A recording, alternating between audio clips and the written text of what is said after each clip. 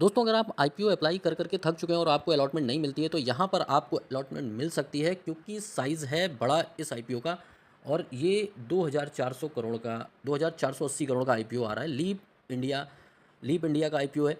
और यहाँ पर जैसा कि कंपनी करती क्या है, तो कंपनी सॉल्यूशंस कंपनी कैसे सॉल्यूशन प्रोवाइड करते हैं, ये जानने की ज़रूरत है। ये लैंड पूलिंग करते हैं, यानी लैंड की जो स्पेस प्रॉब्लम है या लैंड को आपको किसी बिज़नेस के लिए चाहिए, बड़े पर्पज़ के लिए आपको बड़ी लैंड चाहिए, तो ये कंपनी वो लैंड अवेलेबल कराती है। यही इनका काम है और एसेट लाइट मॉडल है। बहुत ज़्यादा इन्वेस्टमेंट नहीं लगती, ये दूसरे की लैंड लेकर आपको देंगे और बीच में अपना जो भी प्रॉफ़िट होगा वो रखेंगे। इस तरीके का कुछ इनका काम है। जो कंपनी की मार्केट कैप है इस आईपीओ के साथ, वो होती है 7000 करोड़ की। तो मिड कैप टाइप की कंपनी है ये। प्राइस बैंड की बात करें तो हमें देखने को मिलता है 151 से 159।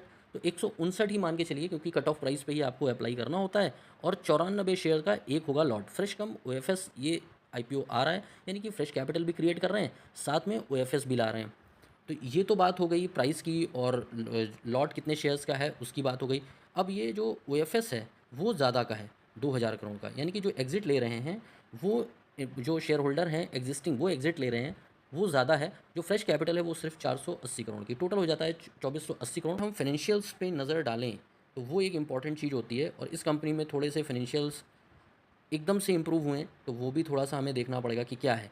तो अगर हम बात करें 2024 में रेवेन्यू की, तो ये था 1400 करोड़, फिर हुआ 2042 करोड़, और ये फिर हो गया आपका 2400 करोड़ के आसपास। वहीं हम प्रॉफिट की बात करें तो प्रॉफिट हमारा था 37 का, 37 करोड़। 24 में फिर हुआ 37 करोड़, सेम फ्लैट ही है। और उसके बाद आते आते 26 में हो गया है 62 करोड़ का। तो ये प्रॉफिट में ज़बरदस्त उछाल आया है।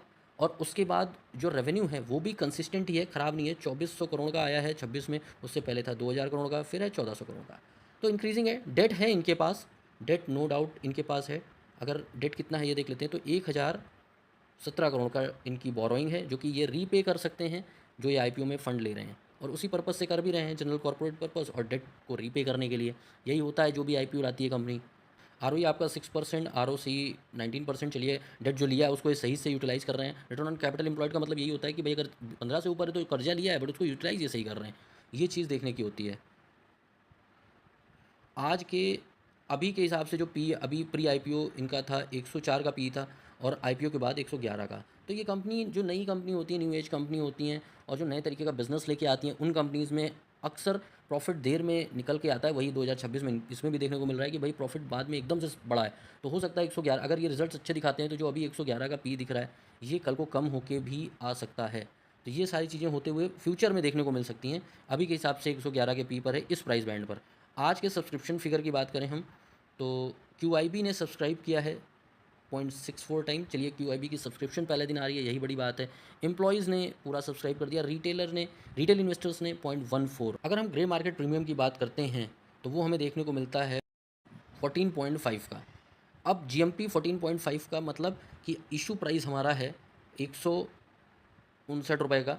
लिस्टिंग हो सकती है आपकी 173 रुपये के आसपास, ठीक है। और उससे आपको प्रॉफिट कितना हो सकता है, वो है 1363 रुपये का। ये सारी चीज़ें आज के हिसाब से हैं। जैसे जैसे ये डे वन के सब्सक्रिप्शन हमने अभी देखा है, डे टू पे जैसे जैसे सब्सक्रिप्शन बढ़ेगा, मार्केट की कंडीशन क्या रहेगी उस पर डिपेंड करेगा। डे थ्री पे मार्केट की कंडीशन क्या रहेगी, इस सारी चीज़ों पे डिपेंड करेगा कि भाई क्या अल्टीमेटली इस आईपीओ में किस प्राइस पे लिस्टिंग हो सकती है। फिर डे थ्री के बाद आईपीओ क्लोज़ हुआ, क्लोज़ होने के बाद क्या होता है, मार्केट कंडीशन क्या है, उसमें 1-2 दिन लगते हैं, आपको अलॉटमेंट होता है, फिर जो है शेयर्स आपके डीमैट में आते हैं, और फिर शेयर जाके लिस्ट होता है। तो ये सब होने में टाइम लगता है, और मार्केट इम्पॉर्टेंट है कि उस टाइम मार्केट कैसी चल रही है। ये सबसे इम्पॉर्टेंट चीज़ है। अगर मार्केट ऊपर है तो आपकी लिस्टिंग अच्छी हो सकती है, बहुत अच्छी हो सकती है। और अगर मार्केट प्रेशर में है तो आपका स्टॉक जो है, जो जनरली देखने को मिलता है, हालांकि अच्छे आईपीओ में तो फ्लैट टू पॉजिटिव लिस्ट होता है, लेकिन अगर मार्केट की कंडीशन बहुत ख़राब हुई तो वहाँ पर आपको डिस्काउंट लिस्टिंग भी देखने को मिल सकती है। फिलहाल ग्रे मार्केट प्रीमियम आज की कंडीशन के हिसाब से 14.5 रुपये का चल रहा है लीप इंडिया में। आगे क्या होगा ये देखना इंटरेस्टिंग होगा, और फिलहाल आप थोड़ा सा इसको वॉच करिए। अभी तो वीकेंड है, और फिर देखते हैं डे टू पर क्या रहता है। फिर आप आराम से डिसीजन बनाइएगा आपको अप्लाई करना है कि नहीं। फिलहाल चैनल को सब्सक्राइब कर लीजिए, ताकि ऐसी जानकारियाँ, ऐसी एनालिसिस और ऐसे एक्सपीरियंस आपसे मिस ना हो।